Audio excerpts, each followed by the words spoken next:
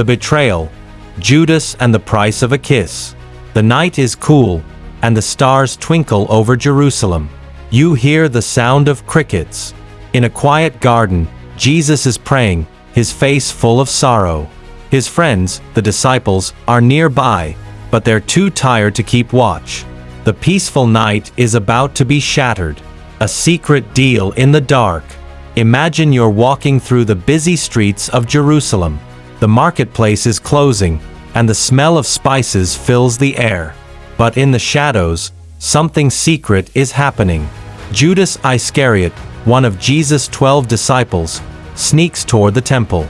His heart pounds. He looks around. No one must see him. He steps inside, and waiting for him are the chief priests and religious leaders. They smirk when they see him. "What do you want?" they ask. Judas takes a deep breath. "What will you give me if I hand Jesus over to you?" The room goes silent. Then one of them pulls out a small bag. He pours out 30 silver coins. One by one, the silver shines under the flickering lamp. Judas stares at the coins. They clink together in his hands. This is all it takes? Just 30 pieces of silver to betray the man who called him friend? His fingers tighten around the money. He makes his choice. "We need a signal," they say. "How will we know which one is Jesus?" Judas thinks for a moment. Then he nods. "I'll kiss him. That will be the sign." The night of betrayal. Now, imagine you're in a garden, late at night. The air is still. Jesus is praying under an olive tree, his heart heavy. Suddenly, you hear footsteps. Torches flicker in the distance. A crowd is coming. Soldiers, priests, and leading them. Judas walks straight up to Jesus, forcing a smile. "Teacher," he says.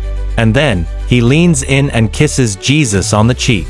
A simple kiss, something meant for friendship, used for betrayal. Jesus looks at Judas. His eyes aren't angry. They're full of sadness. "Judas, do you betray the Son of Man with a kiss?" Luke 22 verse 48.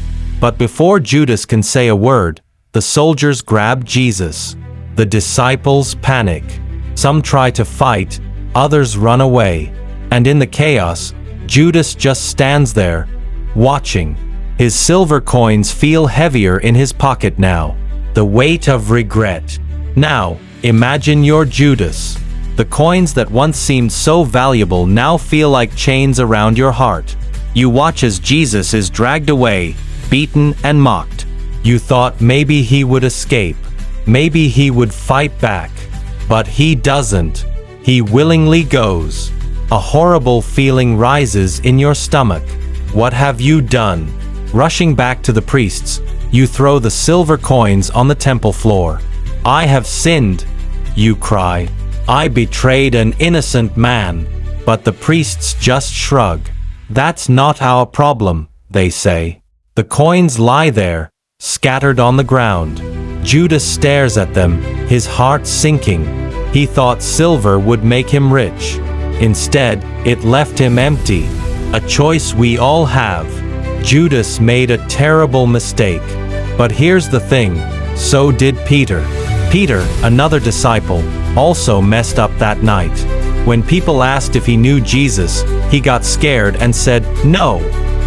Not once, not twice, but 3 times. But here's the difference. Peter came back to Jesus. When he realized his mistake, Peter cried and asked for forgiveness. And when Jesus rose from the dead, he forgave Peter and gave him a new mission. But Judas? Judas gave up. Instead of running back to Jesus, he let his guilt consume him. If he had come back, Jesus would have forgiven him. Because that's who Jesus is. The lesson for us. Now, think about yourself. Have you ever made a mistake? Have you ever let someone down? Maybe you've done something you regret. The good news is, you don't have to stay in that regret. Jesus is always ready to forgive, just like he forgave Peter. So, here's the question. Will you run away like Judas, or will you come back like Peter? The choice is yours. The morning sun rises, golden light breaking through the darkness. No matter what you've done, Jesus is ready to forgive you. Just come back to him.